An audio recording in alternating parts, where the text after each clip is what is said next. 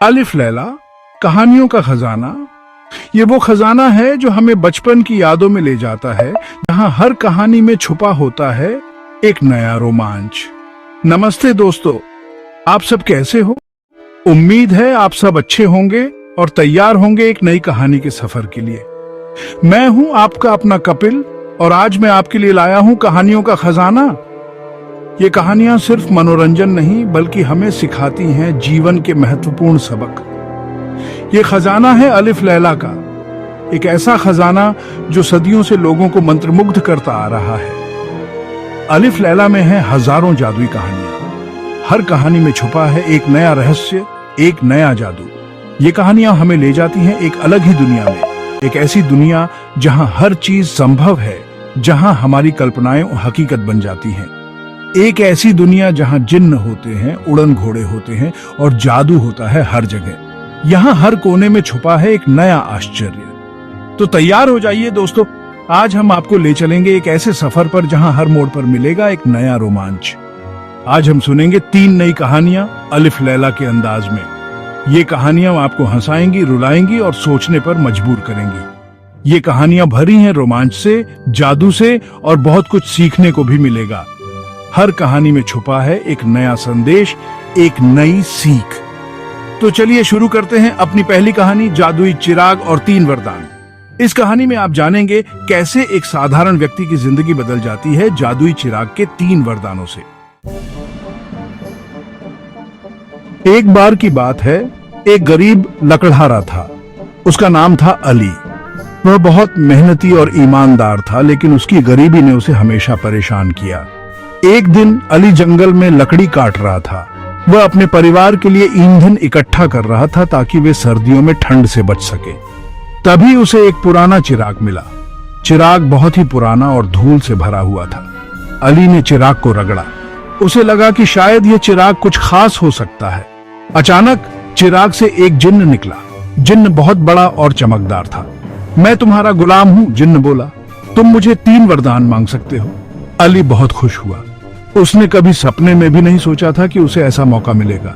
अली ने सोचा, यह मेरे जीवन का सबसे बड़ा मौका है। उसने जिन्न से कहा, मुझे सोचने के लिए थोड़ा समय चाहिए।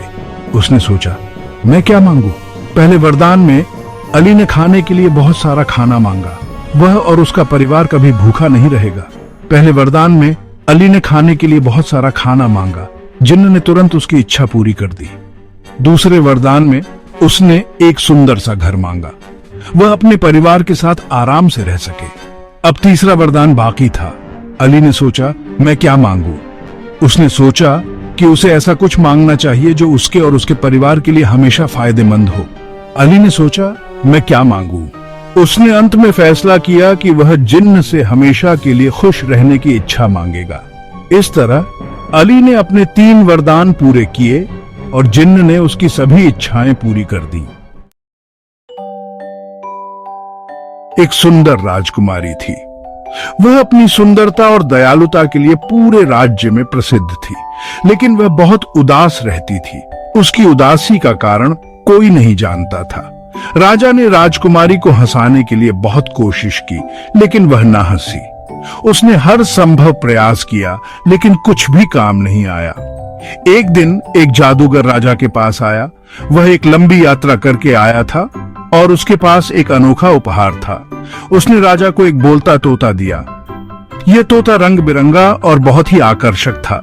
यह तोता बहुत मजेदार बातें करता है, जादूगर ने कहा। वह गाने गाता, चुटकुले सुनाता और नाचता भी था। यह आपकी बेटी को जरूर हंसाएगा। राजा को उम्मीद की एक किरण दिखाई दी।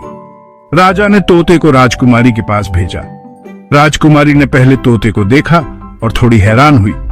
तोते ने राजकुमारी से बहुत सारी मजेदार बातें की। उसने उसे अपने रोमांचक कारनामों के किस्से सुनाए। राजकुमारी तोते की बातें सुनकर हंसने लगी। वह बहुत खुश हुई। उसकी हंसी पूरे महल में गूंज उठी। राजा ने जादूगर को इनाम दिया और तोते को अपने महल में रख लिया। तोता अब महल का हिस्सा बन गया और राजकुमारी का सबसे अच्छा दोस्त भी। एक बहादुर राजकुमार था। वह घोड़ों से बहुत प्यार करता था। एक दिन उसे एक जादुई घोड़ा मिला। यह घोड़ा उड़ सकता था। राजकुमार घोड़े पर सवार हुआ और आसमान में उड़ने लगा। उड़ते हुए राजकुमार को एक खोया हुआ शहर दिखाई दिया। यह शहर बहुत सुंदर था, लेकिन वहां कोई नहीं रहता था। राजकुमार ने अपने जादुई घोड़े से उस शहर के बारे में पूछा। अली ने तीसरे वरदान में अपने लिए एक अच्छी पत्नी मांगी। जिन्न ने उसकी यह इच्छा भी पूरी कर दी। अली ने सीखा कि असली खुशी पैसे से नहीं, बल्कि प्यार और परिवार से मिलती है। यह कहानी हमें सिखाती है कि लालच बुरी बला है। हमें हमेशा दूसरों की मदद करनी चाहिए और जरूरतमंदों का साथ देना चाहिए। तोते ने राजकुमारी को सिखाया कि हंसी ही सबसे अच्छी दवा है। राजकुमारी ने अपनी उदासी भुला दी और हमेशा खुश रहने लगी। यह कहानी हमें सिखाती है कि हमें हमेशा खुश रहना चाहिए। हमें अपनी उदासी को खुद पर हावी नहीं होने देना चाहिए। जादुई घोड़े ने बताया कि यह शहर एक जादूगर ने खाली कर दिया था। राजकुमार ने जादूगर को हराया और शहर के लोगों को वापस लाया। यह कहानी हमें सिखाती है कि हमें हमेशा बुराई से लड़ना चाहिए और अच्छाई का साथ देना चाहिए।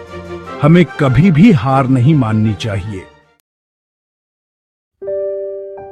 दोस्तों, ये थी हमारी आज की 3 कहानियां। कैसी लगी आपको? अलिफ लैला की कहानियां हमें न सिर्फ मनोरंजन करती हैं, बल्कि हमें बहुत कुछ सिखाती भी हैं। तो चलिए मिलते हैं अगली बार नई कहानियों के साथ। तब तक के लिए